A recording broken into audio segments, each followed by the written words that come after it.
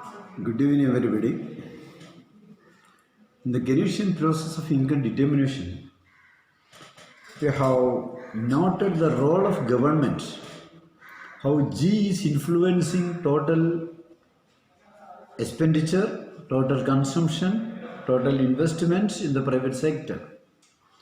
So, the change in the government expenditure and taxation will clearly influence total spending in the economy, aggregate demand, and therefore it will affect the total level of income and employment.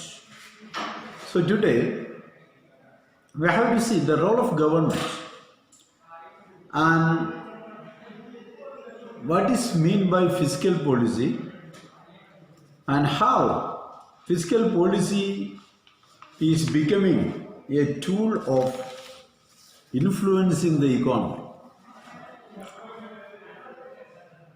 Today, nobody can reject the effect of government taxation, expenditure and debt policy on the general economic activity, production, employment and income. This increased role of fiscal policy in deciding general economic activity of an economy. Now, what is fiscal policy? We define fiscal policy as deliberate manipulation of tax, expenditure and debt policies of the government for achieving pre-decided economic goals like maximum growth, employment and stability. In other words, we define economic fiscal policy of the government as a deliberate manipulation or utilization of tax, expenditure and debt policy of government for achieving predetermined goals. So, taxation, expenditure and debt taking and repayment is as a policy matter is used for achieving economic goals. So government expenditure is increased not for its own sake but for promoting private spending and promoting welfare of the people, promoting basic infrastructure and protection. Also, taxation using to increase government revenue or instead of taxes as a method of getting more revenue, it is also used for achieving certain goals. So there will be some preferential sectors in the economy like agriculture, employment generation, etc.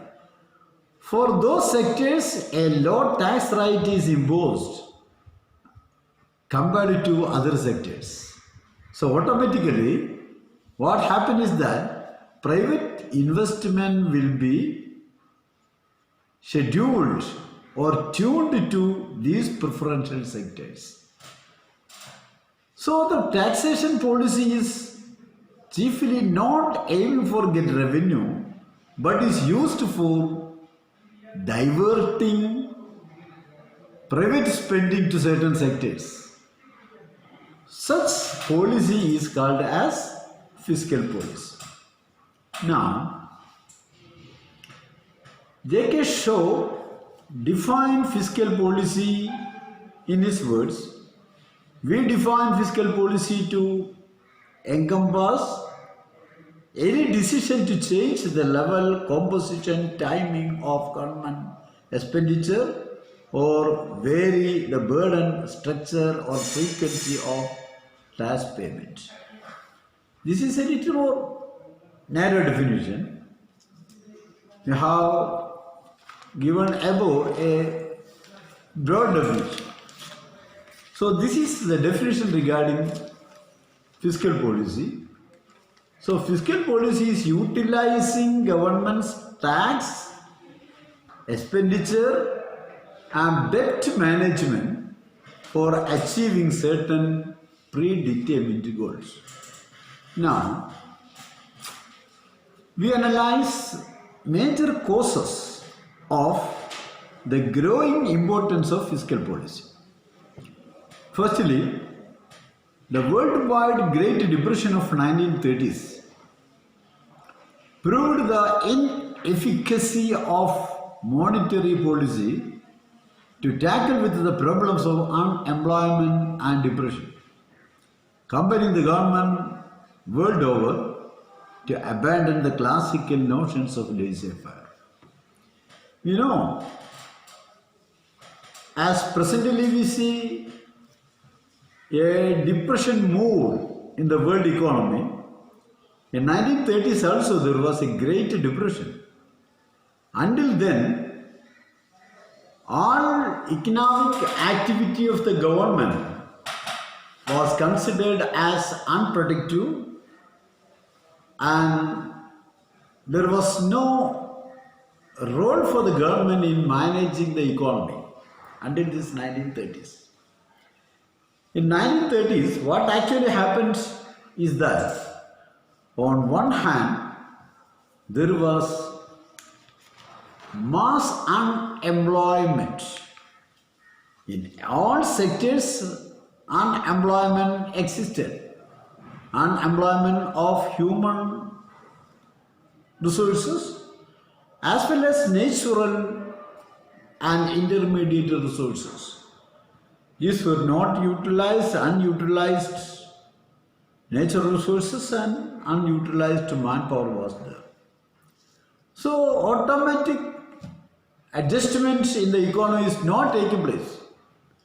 Economy is not moving to full employment level as explained by the classicals. Therefore, all governments of the different nations in the world were compelled to abandon laissez-faire policy and off policy and were inclined to use government policies for influencing economic activity. So that is the first reason for increasing the role of fiscal policy or increasing the importance of fiscal policy in influencing economic activity. Simultaneously, as a result of this depression, there was a publication of the general theory of James Keynes in 1936. You know it. And this general theory, it was a landmark in the macroeconomics. It emphasized the importance of aggregate demand increase and socialization of investment, undertaking public work activities for fighting employment and depression. Then the attention of writers and economists world over received this publication, and therefore policy makers and academicians began to research on the role of government in influencing economic activity. Then increasing government activities leading to increase in taxation and government spending and also government borrowing also proved an active role of fiscal policy. As civilization progressed, the basic infrastructural requirements of economy increases. Governments were compelled to increase their activity by making larger investment in basic infrastructures like education, health, transport and communication. Then all such basic infrastructures, and therefore government expenditure and spending and activity is increasing, means government has to resort to more taxation. So taxation is increasing, government expenditure is increasing. When the existing revenue is not sufficient, government is compelled to borrow. And so government borrowing, public borrowing has also increased. When these things increases, definitely it will influence the total economy, economic activity in the country, and therefore the role of fiscal policy was increased. These three main factors are responsible for increasing the importance of fiscal policy. Now we examine the objectives of fiscal policy. What is the objectives of fiscal policy? Firstly, modern states are called welfare states. Welfare states tries to increase the welfare of the people, and an important goal of the government is providing full employment. Full employment for its citizens, its people. Economic growth, equality in distribution, economic stability, boosting aggregate demand, increasing welfare, social security, etc. are the main objectives of fiscal policy. Fiscal പോളിസിയുടെ പ്രധാന objective, ലക്ഷ്യങ്ങൾ എന്തൊക്കെയാണ്? നേരത്തെ പറഞ്ഞു, fiscal policy ഉപയോഗിച്ചുകൊണ്ട് economic ആക്ടിവിറ്റിയെ നമുക്ക് സ്വാധീനിക്കാനാകും. ഇങ്ങനെ ഇക്കണോമിക് ആക്ടിവിറ്റിയെ സ്വാധീനിക്കാൻ വേണ്ടി ടാക്സിനെയും ഗവൺമെൻറ് എക്സ്പെൻഡിച്ചറിനെയും ഗവൺമെൻറ് ഡെപ്റ്റിനെയും, ബോറോയിങ് ആൻഡ് റീപേയ്മെൻറ്റ് ഓഫ് ഡെപ്റ്റ്, ഇതിനെ ഒരു ഇക്കണോമിക് പോളിസിയുടെ പാർട്ടായിക്കൊണ്ട് ഉപയോഗിക്കുകയും അടിസ്ഥാനപരമായി നേരത്തെ നിശ്ചയിക്കുന്ന പ്രീ ഡിറ്റർമിൻഡ് ഗോൾസ്, നേരത്തെ നിശ്ചയിക്കുന്ന ലക്ഷ്യപ്രാപ്തിക്ക് വേണ്ടി ഈ ടാക്സേഷനെയും എക്സ്പെൻഡിച്ചറിനെയും ഡെപ്റ്റിനെയും യൂട്ടിലൈസ് ചെയ്യുകയും ചെയ്യുന്നുവെങ്കിൽ അതിനെയാണ് മൊത്തത്തിൽ ഫിസ്ക്കൽ പോളിസി എന്ന നിലയ്ക്ക് ഡിഫൈൻ ചെയ്യുന്നത്. ആ ഫിസ്ക്കൽ പോളിസിയുടെ ഇമ്പോർട്ടൻസ് വർദ്ധിക്കാനുണ്ടായ 3 കാരണങ്ങളാണ് നാം പറഞ്ഞത്. ഒന്ന്, ഗ്രേറ്റ് ഡിപ്രഷൻ വരെ ഉണ്ടായിരുന്ന ധാരണ എല്ലാ ഇക്കോണമിയും സെൽഫ് അഡ്ജസ്റ്റ്മെൻറ്റ് നടത്തും, അതുകൊണ്ട് ആളുകളിലൊക്കെ ഗവൺമെൻറ്റിൻ്റെ ഇൻ്റർഫിയറൻസ് ആവശ്യമില്ല, ലേസേഫർ ആണ് വേണ്ടത് എന്നാണ്. ആഡം സ്മിത്ത് മുതലുള്ള ആളുകളൊക്കെ അതാണ് വാദിച്ചുകൊണ്ടിരുന്നത്. ആ രൂപത്തിൽ വന്നപ്പോൾ 1930-കളിലുണ്ടായ വലിയ ഡിപ്രഷനിൽ എന്ത് സംഭവിച്ചു എന്ന് ചോദിച്ചാൽ, ഒരു ഭാഗത്ത് അൺഎംപ്ലോയിഡ് മാൻ പവർ ഇരിക്കുന്നു, മറ്റൊരു ഭാഗത്ത് അൺയൂട്ടിലൈസ്ഡ് റിസോഴ്സസ് ഇരിക്കുന്നു, അതോടൊപ്പം തന്നെ ഇക്കണോമിയിൽ വേണ്ടത്ര ഇക്കണോമിക് ആക്ടിവിറ്റിയും എംപ്ലോയ്മെൻറ്റും ഇല്ലാതിരിക്കുന്നു. ഈ ഒരു സിറ്റുവേഷനിൽ ഓട്ടോമാറ്റിക്കായിട്ട് അഡ്ജസ്റ്റ്മെൻറ്റ് നടക്കും, ഗവൺമെൻറ് ഇൻ്റർഫിയർ ചെയ്യേണ്ടതില്ല എന്ന വാദം പൊളിഞ്ഞുപോയി. അപ്പോഴാണ് വൻതോതിൽ ഗവൺമെൻറ് ഇൻ്റർഫിയറൻസ് ആവശ്യമാണ് എന്ന ഒരു തോന്നലുണ്ടാകുന്നത്. ഇതിൻ്റെ കൂടെയാണ് ജെയിംസ് കെയ്ൻസ് തൻ്റെ the general theory of employment, income and money and interest ആ പുസ്തകം പ്രസിദ്ധീകരിക്കുന്നത്. ആ പ്രസിദ്ധീകരണത്തോടുകൂടി ക്ലാസിക്കൽ ഇക്കോണമിയുടെ അല്ലെങ്കിൽ ക്ലാസിക്കൽ തിയറികളുടെ ഒരു മരണമണിയായിരുന്നു. ലോകത്ത് മുഴുവനും പോളിസി മേക്കേഴ്സും അതുപോലെ അക്കാഡമിഷ്യൻസും ജനറൽ തിയറിക്ക് വലിയ പ്രാധാന്യം കൊടുക്കുകയും അതുവഴി ഗവൺമെൻറ് ഇക്കണോമിക് ആക്ടിവിറ്റി വർദ്ധിപ്പിക്കേണ്ടതിൻ്റെ ആവശ്യം അംഗീകരിച്ചു വരികയും ചെയ്തപ്പോൾ ഫിസ്ക്കൽ പോളിസിയുടെ ഇമ്പോർട്ടൻസ് വർദ്ധിച്ചു. പിന്നെ മൊത്തത്തിൽ ഗവൺമെൻറ് ആക്ടിവിറ്റീസ് വർദ്ധിച്ചു. ജനങ്ങൾക്ക് അത്യാവശ്യ അടിസ്ഥാന സൗകര്യങ്ങൾ നൽകേണ്ടത് സർക്കാരിൻ്റെ ബാധ്യതയാണ് എന്ന് തോന്നൽ വരികയും വിദ്യാഭ്യാസ, ആരോഗ്യ, ഗതാഗത, വാർത്താവിനിമയ മേഖലകളിലൊക്കെ വൻതോതിലുള്ള നിക്ഷേപം വേണ്ടി വരികയും ചെയ്തപ്പോൾ സ്വാഭാവികമായിട്ടും ഗവൺമെൻറ്റിന് കൂടുതൽ ടാക്സ് ചുമത്തേണ്ടി വന്നു, എക്സ്പെൻഡിച്ചർ വർദ്ധിക്കാൻ കാരണമായി. ആ ടാക്സുകൾ തികയാതെ വരുന്ന സമയത്ത് ബോറോ ചെയ്യേണ്ടി വന്നു. അപ്പോൾ സ്വാഭാവികമായിട്ടും ഗവൺമെൻറ്റിൻ്റെ ടാക്സേഷനും എക്സ്പെൻഡിച്ചറും ബോറോയിങ്ങും വർദ്ധിക്കുകയും അതൊരു പോളിസി മാറ്ററായിട്ട് യൂസ് ചെയ്യുകയും ചെയ്യുമ്പോൾ ഫിസിക്കൽ പോളിസിയുടെ ഇമ്പോർട്ടൻസ് കൂടുതലായിട്ട് വർദ്ധിച്ചു വരും. ഈ കാരണങ്ങളെ കൊണ്ടാണ് ഇമ്പോർട്ടൻസ് വർദ്ധിച്ചു വന്നത്. എന്തിനൊക്കെയാണ് ഫിസിക്കൽ പോളിസി ഉപയോഗിക്കുന്നത്? ഫിസിക്കൽ പോളിസിയുടെ ഏറ്റവും പ്രധാനമായ ഒരു ലക്ഷ്യം ഫുൾ എംപ്ലോയ്മെൻറ്റ് നേടുക എന്നതാണ്. സർക്കാരുകൾ എല്ലാ കാലഘട്ടങ്ങളിലും ലക്ഷ്യം വെച്ചിട്ടുള്ള ഒന്നാണ്. ഇപ്പോഴും ഇന്ത്യയിലൊക്കെ നമുക്കറിയാം ഏറ്റവും കൂടുതൽ ചർച്ച ചെയ്യപ്പെടുന്ന എന്താണ്? ഇവിടെ തൊഴിലില്ലായ്മ വർദ്ധിക്കുന്നു. പുതിയ ഇക്കണോമിക് പോളിസിക്ക് ഭാഗമായിട്ട് കോർപ്പറേറ്റ് ബേസ്ഡ് ഡെവലപ്മെൻറ്റ് എന്നതിലേക്ക് വരികയും സ്മാൾ സ്കെയിൽ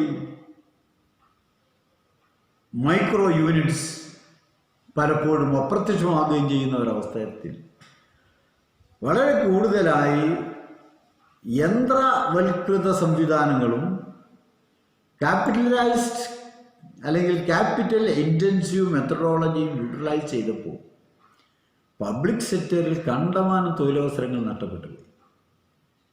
എന്ന് മാത്രമല്ല, പബ്ലിക് സെക്ടർ വൻതോതിൽ വിറ്റഴിക്കുകയും ഡിസ്ഇൻവെസ്റ്റ്മെൻറ്റ് നടത്തുകയും ചെയ്യുമ്പോൾ പബ്ലിക് സെക്ടറിൽ തൊഴിലവസരങ്ങൾ വളരെ കുറഞ്ഞു എന്നതാണ്.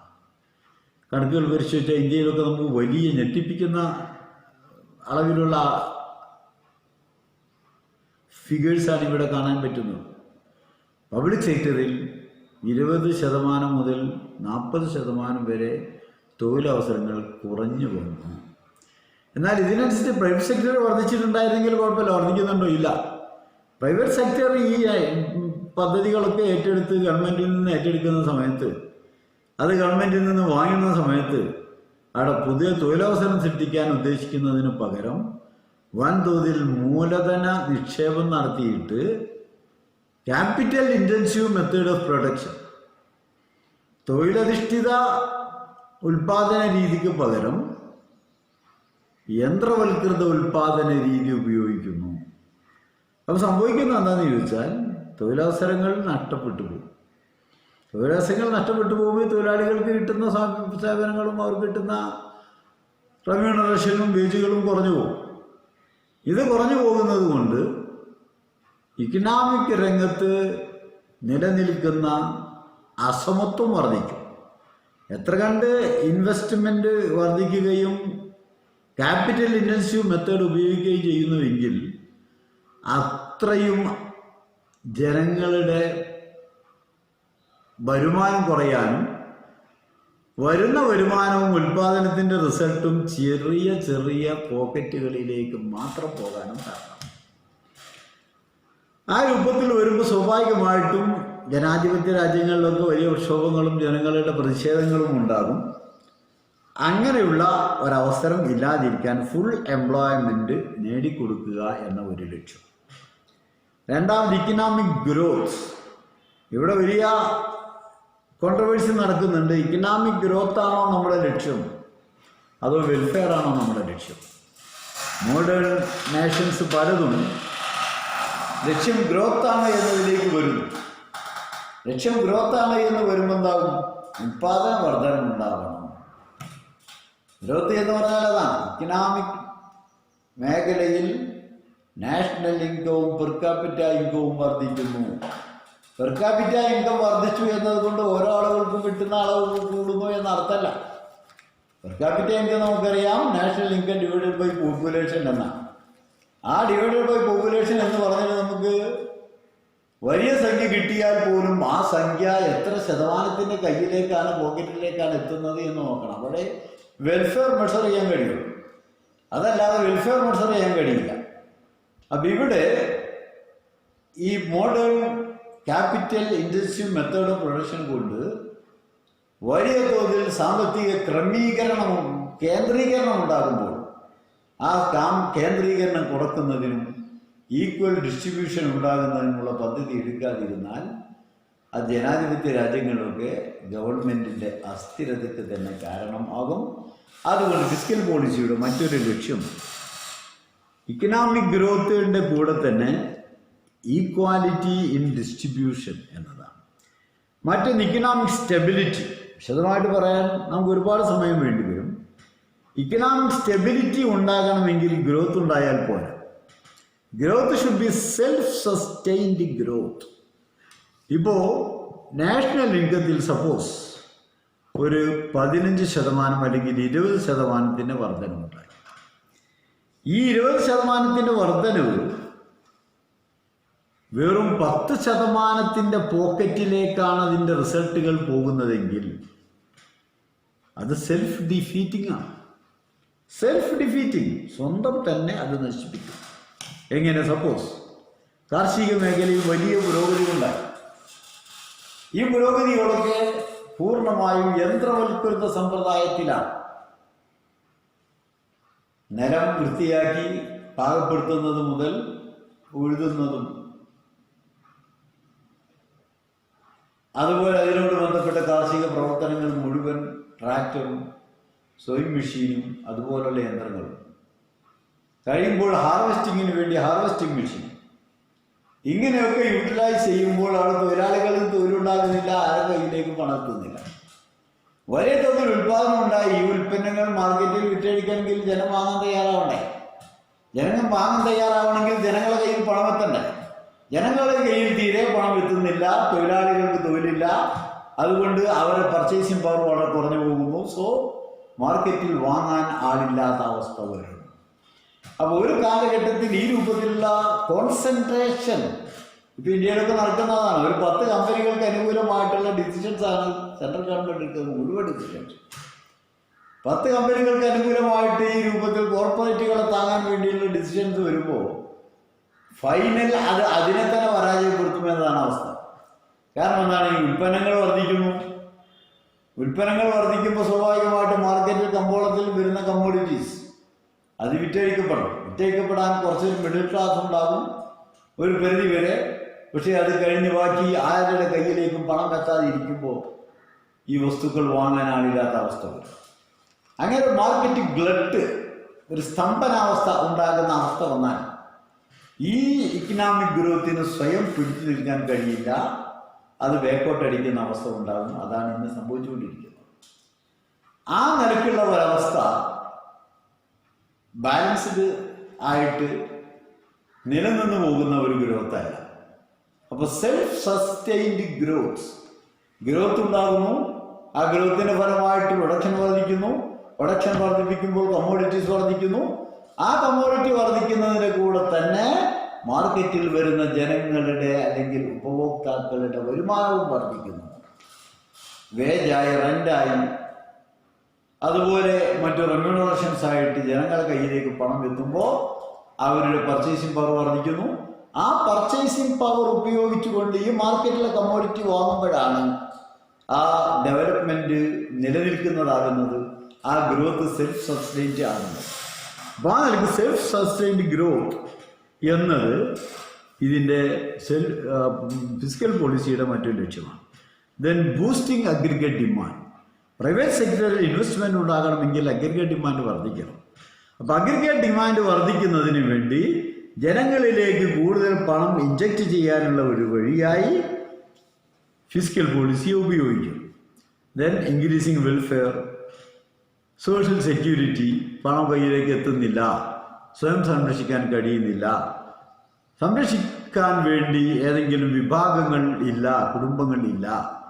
ഈ രൂപത്തിലുള്ള വൃദ്ധജനങ്ങൾ, വിഡോസ്, ഓർഫൻസ്, അൺഎംപ്ലോയ്ഡ് പീപ്പിൾ, ഈ നിലയ്ക്കുള്ള ആളുകളെയൊക്കെ സഹായിക്കുക, അവരുടെ അടിസ്ഥാന ആവശ്യങ്ങൾ പൂർത്തീകരിക്കുക. ഇത് ഫിസിക്കൽ പോളിസിയുടെ മറ്റൊരു ലക്ഷ്യമാണ്. അതിൻ്റെ കൂടെ പ്രൊമോഷൻ ഓഫ് ഇൻവെസ്റ്റ്മെൻറ്റ്.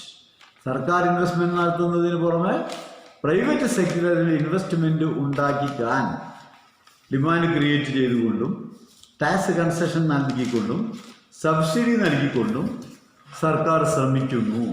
അതുകൊണ്ട് ഫിസിക്കൽ പോളിസിയുടെ മറ്റൊരു ലക്ഷ്യം എന്താണ്? ഗവൺമെൻറ് ഇൻവെസ്റ്റ്മെൻറ്റിനെ, പ്രൈവറ്റ് ഇൻവെസ്റ്റ്മെൻറ്റ് പ്രൊമോട്ട് ചെയ്യാൻ പറ്റുന്ന സാഹചര്യം ഉണ്ടാക്കുന്നു. Then increasing savings, control of inflation, etc. are other objectives of fiscal policy. Physical പോളിസിയുടെ ഒബ്ജക്റ്റീവ്സ് എന്തൊക്കെയാണ് എന്നാണ് ഞാൻ പറഞ്ഞത്. ആ വിഷയങ്ങൾ നമ്മൾ എത്ര വേണമെങ്കിലും പരത്തി പറയാൻ പറ്റുന്ന കാര്യങ്ങളാണ്. ഏതായിരുന്നാലും ഹ്രസ്വമായി ചെറിയ നോട്ട്സ് ഞാൻ ഈ കൂട്ടത്തിൽ വെക്കുന്നുണ്ട്. അതിൻ്റെ കൂടെ ഒന്ന് കുറച്ചുകൂടി എക്സ്പാൻഡ് ചെയ്തിട്ട് നിങ്ങൾക്ക് നല്ല രസം തന്നെ ഈ ഇതിൽ ഉണ്ടാക്കാൻ പറ്റും. അങ്ങനെ ഉണ്ടാക്കണം. സിമ്പിൾ പാർട്ടിൽ ഒരു എസ്സെ ചോയ്സ് കൊടുത്തുകൊണ്ട് എസ്സെ ചോദിക്കുന്ന സമയത്ത് സിമ്പിൾ പാർട്ടിൽ നിന്ന് ഒരു ചോദ്യം എന്ന നിലയ്ക്ക് ചിലപ്പോൾ ഈ ഫിസിക്കൽ പോളിസിയുടെ ഇമ്പോർട്ടൻസ്, ഒബ്ജക്റ്റീവ്സ്,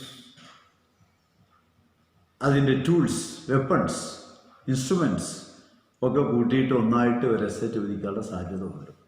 അതുകൊണ്ട് അതിൻ്റെ പൂർണ്ണമായ എസ്സെ ഈ മാറ്ററിൽ നിന്ന് നാം തയ്യാറാക്കണം.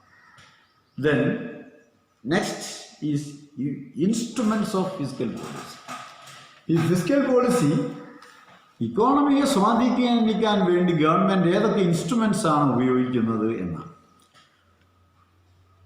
മൊത്തത്തിൽ budget, taxation, government expenditure, government borrowing, ഇത്രയുമാണ് പ്രധാനമായ ഫിസിക്കൽ പോളിസിയുടെ ഇൻസ്ട്രുമെൻറ്റ്സ്. ടേക്കിംഗ് ദ ബഡ്ജറ്റ് അത് ബാലൻസ്ഡ് ബഡ്ജറ്റുണ്ട്, അൺബാലൻസ്ഡ് ബഡ്ജറ്റുണ്ട്. ഒരു ബഡ്ജറ്റിൻ്റെ വരവും ചെലവും തുല്യമാണെങ്കിൽ അതിനെയാണ് ബാലൻസ്ഡ് ബഡ്ജറ്റ് എന്ന് പറയുന്നത്.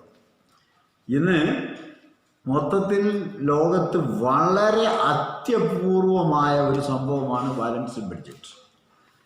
അൺബാലൻസ്ഡ് ബഡ്ജറ്റിനകത്ത് സർപ്ലസ് ബഡ്ജറ്റും ഡെഫിസിറ്റ് ബഡ്ജറ്റും ഉണ്ടാകാം. സർപ്ലസ് ബഡ്ജറ്റും ഈ പറഞ്ഞ പോലെ വളരെ അപൂർവമായ ഒന്നാണ്. ഗവൺമെൻറ്റിൻ്റെ എക്സ്പെൻഡിച്ചറിനേക്കാൾ കൂടുതൽ ഗവൺമെൻറ്റിന് ടാക്സേഷനിലൂടെ മറ്റ് വരുമാനങ്ങളിലൂടെ ഗവൺമെൻറ്റിന് വരവ് കിട്ടുന്നു. എന്നിട്ട് ഗവൺമെൻറ്റിൻ്റെ കയ്യിലൊരു മിച്ചം നിലനിൽക്കുന്നു. ഇതാണ് സർപ്ലസ് ബഡ്ജറ്റ്. മൊത്തത്തിൽ അത്തരം ബഡ്ജറ്റുകൾ ഇല്ല എന്ന് തന്നെ വേണം പറയാൻ. ഡെഫിസിറ്റ് ബഡ്ജറ്റ് എന്ന് പറഞ്ഞാൽ ഗവൺമെൻറ് അതിൻ്റെ വരുമാനത്തേക്കാൾ കൂടുതൽ ചെലവഴിക്കുന്നു എന്നതാണ്. അവർ സംശയമുണ്ടാകും, വരുമാനത്തേക്കാൾ കൂടുതൽ എങ്ങനെ ചെലവഴിക്കുക? അത് ഗവൺമെൻറ്റിന് കഴിയും. വരുമാനം എന്ന് പറഞ്ഞാൽ അതിൻ്റെ ടാക്സിൽ നിന്നുള്ള വരുമാനം, അത് തന്നെ ഡയറക്റ്റ് ടാക്സ്, ഇൻഡയറക്റ്റ് ടാക്സ് ഒക്കെ നമ്മൾ പബ്ലിക് ഫിനാൻസിൽ പഠിച്ചിട്ടുണ്ടാവും. ആ രൂപത്തിലുള്ള വരുമാനങ്ങൾ government undertakings, public sector undertakings, ഇന്ത്യയിലാണെങ്കിൽ റെയിൽവേ, എയർ ഇന്ത്യ അതുപോലുള്ള പൊതു മേഖലയിലുള്ള സ്ഥാപനങ്ങൾ, അതിൽ ലാഭം ഉണ്ടാക്കുന്ന കുറേ സ്ഥാപനങ്ങളുണ്ട്. കട്ടുപിടിക്കുമ്പോൾ ലാഭം കുറയും. ഏതായിരുന്നാലും അത്തരം സ്ഥാപനങ്ങളിൽ നിന്നുള്ള വരവുകൾ ഗവൺമെൻറ്റിൻ്റെ വരുമാനമാണ്. അതുപോലെ ആരെങ്കിലും സംഭാവനയായിട്ടോ അതല്ലെങ്കിൽ മറ്റ് രാജ്യങ്ങളിൽ നിന്നോ സഹായങ്ങൾ ലഭിക്കുന്നുവെങ്കിൽ അത് ഗവൺമെൻറ്റിൻ്റെ വരുമാനം. ഇങ്ങനെയുള്ള മൊത്തം വരുമാനത്തിനേക്കാൾ കൂടുതൽ ഗവൺമെൻറ് ചിലവഴിക്കുന്നുവെങ്കിൽ അതിനെയാണ് ഡെഫിസിറ്റ് ഫിനാൻസ് എന്ന് വിളിക്കുന്നത്. അപ്പോൾ ഡെഫിസിറ്റ് ഫിനാൻസ് എങ്ങനെ നടക്കുമെന്ന് ചോദിച്ചാൽ അതിന് 3 മാർഗങ്ങളാണ്. ഒന്ന്, resort to printing press. Government കൂടുതൽ നോട്ട് പുതിയതായിട്ട് അടിച്ചിറക്കുന്നു. അതിൻ്റെ തിയറികളിലേക്കും കാര്യങ്ങളിലേക്കൊന്നും ഇപ്പോൾ പോകുന്നില്ല, നാം നേരത്തെ പഠിച്ചിട്ടുള്ളതാണ്. ഗവൺമെൻറ് കൂടുതൽ നോട്ട് അടിച്ചിറക്കുന്നു. കൂടുതൽ നോട്ട് ഗവൺമെൻറ് അടിച്ചിറക്കുമ്പോൾ ഗവൺമെൻറ്റിന് വരുമാനവും ആ പണം ഗവൺമെൻറ്റിലേക്ക് വരുന്നു. ട്രഷറികളിൽ നിന്ന് ഇതിലൂടെ അത് വിതരണം ചെയ്യപ്പെടുന്നു. ഗവൺമെൻറ് എക്സ്പെൻഡിച്ചറിൻ്റെ പാർട്ടായിട്ട് ആ പുതിയ നോട്ടുകളിൽ നിന്ന് ചിലവാക്കുന്നു. അപ്പോൾ വരവിനേക്കാൾ കൂടുതൽ ഗവൺമെൻറ് ചിലവഴിക്കുന്ന അവസ്ഥ ഒന്ന് വരുന്നത് പ്രിന്റിംഗ് പ്രസ്സിൽ പുതിയ നോട്ടുകൾ കൂടുതൽ അടിക്കുന്നത് കൊണ്ടാണ്. രണ്ടാമത്, ഗവൺമെൻറ് ഈസ് ബോറോയിങ്. ബോറോയിങ് എന്ന് പറയുന്നത് 3 തരത്തിലുണ്ട്. ഒന്ന്, government is borrowing from the markets. Debentures അടിച്ചിറക്കിക്കൊണ്ട് പൊതു മാർക്കറ്റിൽ നിന്ന് ഗവൺമെൻറ് കടമെടുക്കുന്നു. ആ കടമെടുക്കാൻ വേണ്ടി ഗവൺമെൻറ് യൂട്ടിലൈസ് ചെയ്യുന്ന മെത്തേഡാണ് debentures. So whoever purchased these debentures is lending to the government. ഗവൺമെൻറ്റിന് കടം കൊടുക്കുക. ആ രൂപത്തിൽ ചെയ്യാം. രണ്ടാമത്, ഗവൺമെൻറ്റിന് ബാങ്കിങ് ഇൻസ്റ്റിറ്റ്യൂഷൻ അല്ലെങ്കിൽ പ്രത്യേകിച്ച് സെൻട്രൽ ബാങ്കിൽ നിന്ന് കടമെടുക്കാം. സെൻട്രൽ ബാങ്കിൽ നിന്ന് കടമെടുത്താൽ എന്താ സംഭവിക്കുക? അത് രാജ്യത്തെ മണി സപ്ലൈ വർദ്ധിപ്പിക്കും. ഒന്ന്, അടിയിലിരിക്കുന്ന പണം ഗവൺമെന്റിന് കയ്യിലെത്തുന്നു, ഗവൺമെന്റ് ചെലവഴിക്കുന്നു, അതുകൊണ്ട് ചെലവ് വർദ്ധിക്കും. രണ്ടാമത്, ഗവൺമെന്റ് സെക്യൂരിറ്റീസ്, അതും ഷോർട്ട് ടേം സെക്യൂരിറ്റീസ് ആണെങ്കിൽ കയ്യിലിരിക്കുന്ന പണം തന്നെയാണ് എന്ന നിലക്കാണ് ബാങ്കുകൾ അതിനെ ട്രീറ്റ് ചെയ്യുക. അങ്ങനെ ട്രീറ്റ് ചെയ്യുമ്പോൾ സ്വാഭാവികമായിട്ടും അതിനു വേണ്ടി ഈ ബാങ്കുകൾ അത് വെച്ചുകൊണ്ട്, അതവരുടെ സെക്യൂരിറ്റിയാണ് എന്ന് വെച്ചുകൊണ്ട് കൂടുതൽ ഉത്തരവാദിത്തങ്ങൾ ഏറ്റെടുക്കുകയും കൂടുതൽ ലംഘിച്ച് മറ്റുള്ളവർക്ക് വായ്പ കൊടുക്കുകയും ചെയ്യും. ആ വായ്പയിലൂടെ നമുക്കറിയാം ക്രെഡിറ്റ് ക്രിയേഷൻ, വായ്പാ പണം സൃഷ്ടിച്ചുകൊണ്ട് ഗവൺമെന്റിന്റെ എക്സ്പെൻഡിച്ചർ മീറ്റ് ചെയ്യുന്ന രീതി. മൂന്നാമത്, government is borrowing from external source. മറ്റ് രാജ്യങ്ങളിൽ ഡിബഞ്ചർ ഇറക്കിയിട്ട് ഫോറിൻ എക്സ്ചേഞ്ച് ഷോർട്ടേജ് ഒക്കെ വരുമ്പോൾ പ്രത്യേകിച്ചും മറ്റ് രാജ്യ മാർക്കറ്റുകളിൽ ഡിബഞ്ചർ ഗവൺമെന്റ് ഇറക്കിക്കൊണ്ട് ബോറോ ചെയ്യുന്നു, അല്ലെങ്കിൽ മറ്റ് സർക്കാരുകളിൽ നിന്ന് ബോറോ ചെയ്യുന്നു, മറ്റ് NGOസിൽ നിന്ന്, മറ്റ് രാജ്യങ്ങളിൽ നിന്ന് അവർ ബോറോ ചെയ്യുന്നു, അതല്ലെങ്കിൽ international institutions, IMF, world bank തുടങ്ങിയുള്ള ഏഷ്യൻ ഡെവലപ്മെന്റ് ബാങ്ക് ഇങ്ങനെയുള്ള സ്ഥാപനങ്ങളിൽ നിന്ന് ബോറോ ചെയ്യും. ഈ ബോറോയിങ്ങും രാജ്യത്തെ പണ സമ്പാദന രീതികളിൽ മാറ്റം വരുത്തും. ഡെവലപ്മെന്റുകൾ ഉണ്ടാകാൻ വേണ്ടി അത് യൂട്ടിലൈസ് ചെയ്താൽ അതിൻ്റെ ഉപകാരം ഉണ്ടാകും. ഇല്ലെങ്കിൽ വരും തലമുറക്ക് ആ ഡെപ്റ്റ് തിരിച്ചടയ്ക്കേണ്ട വലിയ ബാധ്യത. എന്താണെങ്കിലും ഈ മാർഗങ്ങളിലൂടെ ഇൻകം കൂടുതൽ കിട്ടുന്നതിന് പകരം ലോൺ എടുത്തുകൊണ്ട് ഗവൺമെന്റ് ചെലവഴിക്കുന്നുവെങ്കിൽ അതിനെയാണ് ഡെഫിസിറ്റ് ഫിനാൻസിങ് എന്ന് പറയുന്നത്. അത് മറ്റൊരു ഇൻസ്ട്രുമെൻ്റാണ്, അത് ബഡ്ജറ്റിൻ്റെ ഒരു ഭാഗമാണ്. ഇങ്ങനെ ഈ ഉപയോഗിച്ചുകൊണ്ട് ഗവൺമെൻറ് എക്സ്പെൻഡിച്ചർ വർദ്ധിപ്പിക്കുമ്പോൾ അതിന് നാം നേരത്തെ പറഞ്ഞിട്ടുണ്ട്, ഫിസിക്കൽ മൾട്ടിപ്ലൈ. ഗവൺമെൻറ് എത്ര രൂപയാണോ ചിലവാക്കിക്കൊണ്ട് മാർക്കറ്റിലേക്ക് ഇൻജക്റ്റ് ചെയ്യുന്നത്, അതിലൊരു മൾട്ടിപ്പിൾ ഇൻക്രീസ് ഇൻകത്തിലുണ്ടാകും. മൾട്ടിപ്ലയർ ആക്സിലറേറ്റർ ഇൻറ്ററാക്ഷനിലൂടെ വരുന്നു. അതിനെയാണ് ബഡ്ജറ്റ് മൾട്ടിപ്ലയർ എന്നോ അല്ലെങ്കിൽ ഫിസിക്കൽ പോളിസി മൾട്ടിപ്ലയർ എന്നോ അല്ലെങ്കിൽ ഫിസിക്കൽ മൾട്ടിപ്ലയർ എന്നോ വിളിക്കുന്നത്. ആ രൂപത്തിൽ ബഡ്ജറ്റ്, ബാലൻസ്ഡ് ബഡ്ജറ്റ് ആണെങ്കിലും അതിന് മൾട്ടിപ്ലയർ വരാം. കാരണം പ്രൈവറ്റ് സെക്ടറിൽ അത് കൂടുതൽ വ്യാപ്തി വരുന്ന രൂപത്തിലുള്ള എല്ലാ കാര്യങ്ങൾക്കല്ല ചെലവഴിക്കുന്നത്.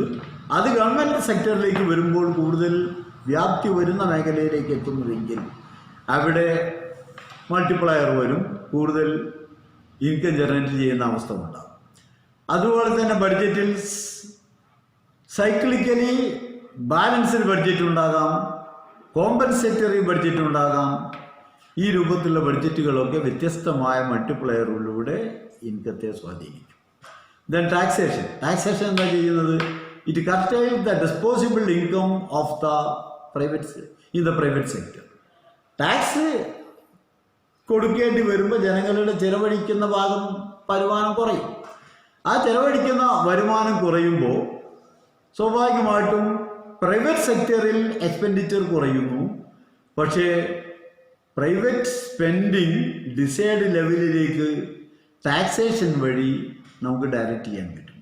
ഒരു സെക്ടറിൽ സപ്പോസ് ഹൈലി നെസസറി കമ്മോഡിറ്റീസ് ഉൽപ്പാദിപ്പിക്കുന്ന ഏതെങ്കിലും കമ്പനികൾക്ക് ഗവൺമെൻറ് ഒരു 2%, 5% ടാക്സ് ചുമത്തുന്നു.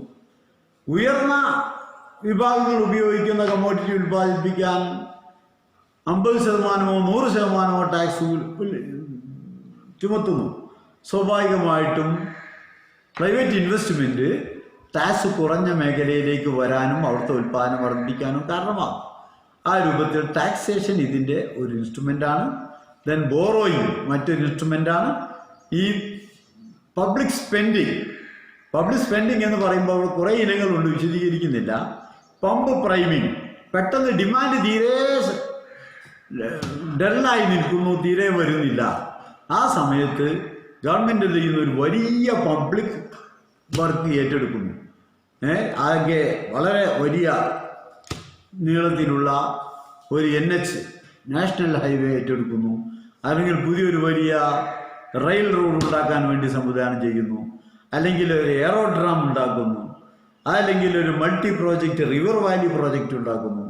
ഇതിലൊക്കെ എക്സ്പെൻഡിച്ചർ വർദ്ധിക്കുമ്പോൾ ജനങ്ങളുടെ കയ്യിൽ വലിയ സംഖ്യ ചിലവഴിക്കപ്പെടുന്നു, ഇഞ്ചക്ട് ചെയ്യപ്പെടുന്നു. അതുകൊണ്ട് ജനങ്ങളുടെ വരുമാനവും അതിലൂടെ ജനങ്ങളുടെ സ്പെൻഡിങ്ങും വർദ്ധിക്കാൻ അത് കാരണമാകും. അത്തരത്തിലുള്ള സ്പെൻഡിങ്ങിനെയാണ് പമ്പ് പ്രൈമിങ് എന്ന് പറയുന്നത്. പിന്നെ ഒന്ന് കോമ്പൻസേറ്ററി സ്പെൻഡിങ്. ഏതെങ്കിലും ഒരു പ്രത്യേക സെക്ടറിൽ പ്രൈവറ്റ് സെക്ടറിൻ്റെ സ്പെൻഡിങ് വല്ലാതെ കുറഞ്ഞു വരുന്നു എങ്കിൽ അതിനെ പ്രൊമോട്ട് ചെയ്യാൻ പ്രൈവറ്റ് സെക്ടറിലെ എക്സ്പെൻഡിച്ചറിൽ വരുന്ന കുറവ് C+I+G എന്നതിൽ C+I കുറയുന്ന സമയത്ത് അതിനെ കോമ്പൻസേറ്റ് ചെയ്യാൻ വേണ്ടി ജിയിൽ വരുത്തുന്ന വർധനവ്, അതാണ് കോമ്പൻസേറ്ററി സ്പെൻഡിങ് എന്ന് പറയുന്നത്. ദെൻ പബ്ലിക് വർക്ക് ഏറ്റെടുക്കുന്നതിലൂടെ വലിയ പണം ജനങ്ങളിലേക്ക് ഇഞ്ചക്ട് ചെയ്യപ്പെടുന്നതിന് പുറമെ അത് അബ്സോർപ്ഷൻ ഓഫ് ലേബർ ഫോഴ്സ്, തൊഴിലില്ലാതെ നിൽക്കുന്ന കുറേ ആളുകൾക്ക്. ഇപ്പോൾ നമുക്കറിയാം, സ്വയം തൊഴിൽ കണ്ടെത്തൽ പദ്ധതിയുടെ ഭാഗമായിട്ട്, തൊഴിലുറപ്പ് പദ്ധതിയുടെ ഭാഗമായിട്ട് ഇവിടെയൊക്കെ കുറേ ആൾക്കാർക്ക് തൊഴിൽ കൊടുക്കുന്നുണ്ട്. ആ തൊഴിലാളികളൊക്കെ വർക്ക് ചെയ്യുന്നു, അവർക്ക് ഗവൺമെൻറ് വേതനം കൊടുക്കുമ്പോൾ എന്താ ചെയ്യുന്നത്? Absorption of labour force, unemployment കുറക്കാനുള്ളൊരു വഴിയാണ്, ജനങ്ങളിലേക്ക് ഇങ്ങും എത്തിക്കാനുള്ളൊരു വഴിയാണ്. ഇത് മൊത്തത്തിൽ ഗവൺമെൻറ് സ്പെൻഡിങ് എന്ന ടൂൾ ഉപയോഗിച്ചുകൊണ്ട് ഫിസ്ക്കൽ പോളിസി നടപ്പാക്കുമ്പോഴാണ് ഉണ്ടാകുന്നത്. Public borrowing from banks, drawing from treasury, then printing of notes, ഇതൊക്കെ പബ്ലിക് ഡെപ്റ്റിൻ്റെ ഭാഗങ്ങളാണ്. നാം കുറച്ച് നേരത്തെ പറഞ്ഞു. ഈ രൂപത്തിൽ കാര്യങ്ങൾ ചെയ്യുന്നതിന് വ്യത്യസ്ത ടൂൾസ് ഗവൺമെൻറ് ഉപയോഗിക്കുന്നു. അതിനെയാണ് ഇൻസ്ട്രുമെൻറ്റ്സ് ഓഫ് ഫിസ്ക്കൽ പോളിസി എന്ന് പറയുന്നത്.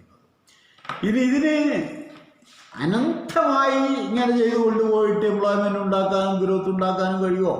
അങ്ങനെയാണെങ്കിൽ ഗവൺമെൻറ്റിന് എന്താ അത്ര പ്രയാസമുള്ള കുറേ നോട്ടൺ അടിച്ച് ചെയ്തുകൂടെ എന്ന് ഒരു വാദം വന്നേക്കാം. അവിടെ അതിൻ്റേതായ ലിമിറ്റേഷനുണ്ട്. അതിനെ മൊത്തത്തിൽ വിളിക്കുന്നത് പോളിസി ലാഗ് എന്നാണ്. പ്രൈവറ്റ് സെക്ടറിൽ ഇൻവെസ്റ്റ്മെൻറ്റ് കുറഞ്ഞു വരുന്നു, ഇത് ഗവൺമെൻറ് കണ്ടെത്തണം. ഗവൺമെൻറ്റിന് ഓരോ സമയത്ത് അത് കണ്ടെത്താൻ കഴിയണം. ആ നിലക്ക് കണ്ടെത്താൻ വേണ്ടിയിട്ടുണ്ടാകുന്ന താമസം വരും. അതിനെ റെക്കഗ്നിഷൻ ലാഗ് എന്നാണ് വിളിക്കുന്നത്. ഇപ്പോൾ പ്രൈവറ്റ് സെക്ടറിൽ കുറച്ചൊരു ഇൻവെസ്റ്റ്മെൻറ്റ് കുറഞ്ഞിട്ടുണ്ട്, അതുപോലെ കൺസംഷൻ സ്പെൻഡിങ് കുറഞ്ഞിട്ടുണ്ട്. അതുകൊണ്ട് മാർക്കറ്റിലുള്ള ഒരു ഗ്ലട്ട് വരുന്നുണ്ട് എന്ന് തിരിച്ചറിയുമ്പോഴേക്ക് തന്നെ കുറേ കാര്യങ്ങൾ അബദ്ധത്തിലായി പോയിട്ടുണ്ടാവും. അതിനെയാണ് റെക്കഗ്നിഷൻ ലാഗ്. അത് ഈ ഫിസ്ക്കൽ പോളിസിയുടെ ഒരു വലിയ ലിമിറ്റേഷനാണ്. രണ്ടാമത്തേത് ഓപ്പറേഷണൽ ലാഗ്. സർക്കാർ കാര്യങ്ങൾ മുറപ്പോയെന്ന് നമ്മൾ പറയാറുണ്ട്. കാര്യം തിരിച്ചറിഞ്ഞ് അതിനെ കൗണ്ടർ ചെയ്യാൻ വേണ്ടി സർക്കാർ നടപടി എടുത്ത് അത് മേഖലയിലേക്ക് വരുമ്പോഴേക്ക് സ്വാഭാവികമായും അതിൻ്റെ അനന്തരഫലം വളരെ രൂക്ഷമായിട്ടുണ്ടാകും. പെട്ടെന്ന് പരിഹരിക്കാൻ പറ്റാത്ത രൂപത്തിലേക്ക് കാര്യങ്ങൾ എത്തിയിട്ടുണ്ടാകും. ആ രൂപത്തിലുള്ള ഓപ്പറേഷൻ ലാഗ്, അതും ഈ ഫിസ്ക്കൽ പോളിസിയുടെ ലിമിറ്റേഷനാണ്. മൂന്നാമത് അഡ്മിനിസ്ട്രേറ്റീവ് ലാഗ്. ഓരോന്നിനും അതിൻ്റെ പ്രോജക്റ്റ് തയ്യാറാക്കണം, ആ പ്രോജക്റ്റ് അനുസരിച്ചിട്ട് അതിൻ്റെ കൊട്ടേഷനുകൾ വാങ്ങണം, അത് നോക്കണം, അതിന് എൻജിനീയേഴ്സിൻ്റെ പരിശോധന വേണം. അവിടെയൊക്കെ ബ്രൈബറിയും അതുപോലെ റെഡ് ടാക്സസും ഒക്കെ വന്നിട്ട് വലിയ ലാഗ് വരും. ഈ രൂപത്തിൽ അഡ്മിനിസ്ട്രേറ്റീവ് ലാഗ്, ഈ 3 ലാഗുകൾ, പോളിസി ലാഗ് എന്ന് മൊത്തത്തിൽ അതിനെ വിളിക്കുന്നു. ഈ 3 ലാഗുകളാണ് ഫിസ്ക്കൽ പോളിസിയുടെ ഏറ്റവും വലിയ ലിമിറ്റേഷൻ. അപ്പോൾ എന്താണ് ഫിസ്ക്കൽ പോളിസി എന്ന് നമ്മൾ പറഞ്ഞു. ആ ഫിസ്ക്കൽ പോളിസിയുടെ ഒബ്ജക്റ്റീവ്സ് എന്തൊക്കെയാണ് എന്ന് പറഞ്ഞു. ഫിസ്ക്കൽ പോളിസിയുടെ ടൂൾസ് എന്തൊക്കെയാണെന്ന് പറഞ്ഞു. അത് ഏത് രൂപത്തിൽ യൂട്ടിലൈസ് ചെയ്യുന്നു എന്ന് നാം ചുരുക്കത്തിൽ പറഞ്ഞു. അതുപോലെ ഫിസ്ക്കൽ പോളിസിയുടെ ലിമിറ്റേഷൻ എന്ത് എന്നും പറഞ്ഞു. ഇത്രയുമാണ് ഇന്ന് നാം പറയുന്നത്. ഇനി ബാക്കി ഒരു ചെറിയ ക്ലാസ് കൂടി എടുത്താൽ നമ്മുടെ കാര്യങ്ങൾ തീരും. അത് അടുത്ത് നമുക്ക് മറ്റൊരു അവസരത്തിലാക്കാം. Thank you all.